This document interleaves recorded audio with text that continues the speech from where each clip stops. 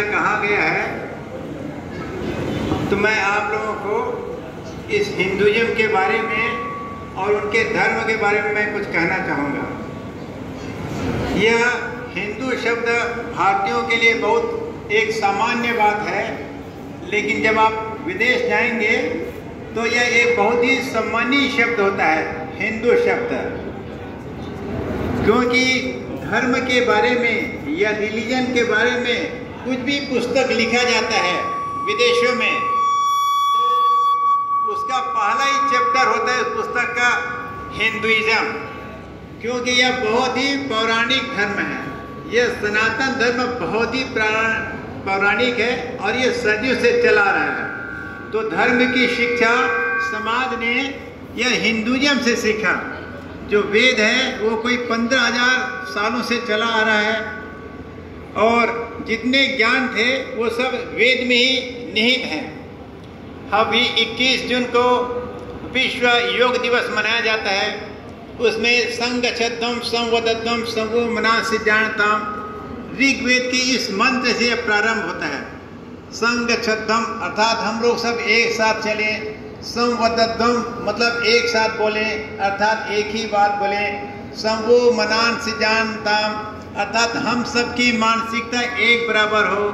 देवा भागं यथा पूर्वे संजनाना उपासते, देवता लोग जैसे भविष्यान्न को मिल बांट कर ग्रहण करते थे, वैसे ही विश्व की जो संपत्ति है उसको हम लोग भी उचित तरीके से बांट करके हम लोग ग्रहण करें, इत्यादि इस तरह के जो मंत्र हैं वह ऋग्वेद में ही लिखे गए हैं। तो यह बहुत पौराणिक धर्म है और विश्व में हिंदुइज्म इसीलिए बहुत ही ज़्यादा रेस्पेक्टेड है।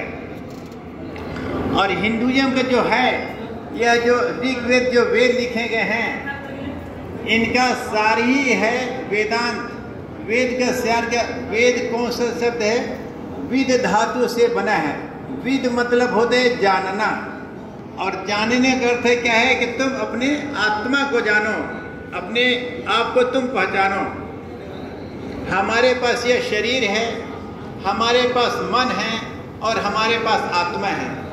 जो भी जीव जगत है उनके पास शरीर, मन और आत्मा तीनों है। तो हमारा परिचय किससे है?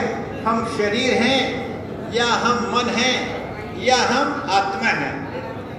तो ज्ञान चक्षु से देखने से लगेगा कि न हम शरीर हैं और न ही हम मन हैं, हम आत्मा अपने वास्तविक स्वरूप में। और साधना में इसी को जाना जाता है।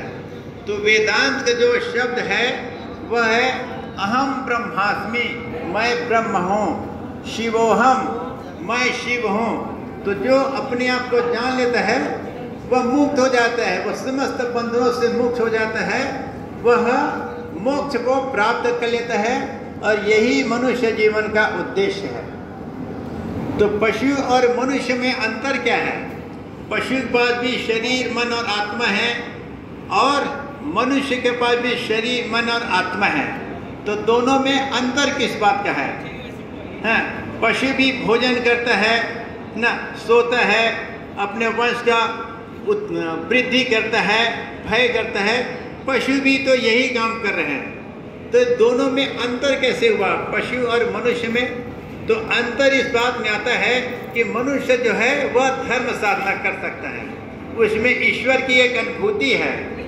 पशुओं में भी आत्मा है लेकिन आत्मा की अनुभूति उसमें नहीं है और न ही ठीक से मन की अनुभूति है। तो धर्म को लेकर ही मनुष्य महान कहलाता है। लेकिन जो मनुष्य होकर भी जो धर्म साधना नहीं करेगा तो वह पशु के बराबर हो गया, फिर वो पशु ही हो गया, क्योंकि धर्म है नहीं। इसलिए मनुष्यों को यह धर्म साधना करनी चाहिए। अब जब धर्म की बात आती है तो आप देखेंगे कि कई लोग धर्म के नाम से घृणा भी करते हैं और धर्म के नाम से दुनिया में अनेक युद्ध हुए हैं, मारकाट हुए हैं, लाखों लाखों लोग धर्म के नाम पर बलि दे दिए गए हैं। तो क्या ये वास्तव में धर्म के नाम पर हुआ ये सब चीज? यह धर्म के नाम पर नहीं हुआ। धर्म का गलत परिभाषा दिया गया है। धर्म का इंग्लिश में कोई वर्ड नहीं है, इसको इंग्लिश में रिलीजन बोलते हैं धर्म को। और रिलीजन के मतलब क्या होते हैं? अलग से मतांतर या अलग से या कोई पंथ है। तो रिलीजन और धर्म में दोनों अलग चीज है। रिलीजन किसी व्यक्ति को लेकर चलता है और धर्म है यह व्यापक है और यह एक आध्यात्मिक शब्द है। तो धर्म के बारे में मैं थोड़ा सा और एक्सप्लेन करना चाहता हूं कि क्योंकि यह धर्म मनुष्यों के लिए धर्म